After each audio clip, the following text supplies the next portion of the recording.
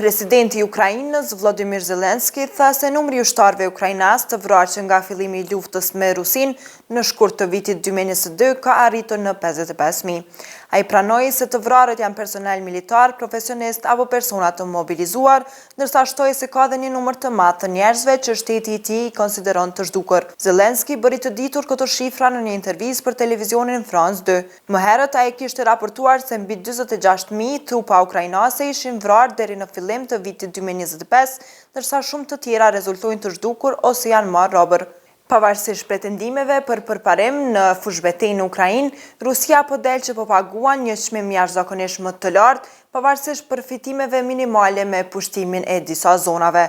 Sipas Qendrës për Studime Strategjike Ndërkombëtare me bazë në Amerikë, që nga shkurti i vitit 2022, Kremlini ka patur rreth 1.2 milion viktima, humbje këto që llogaritet të jenë ndër më të mëdhat në çfarëdo konflikti që nga lufta e dytë botërore.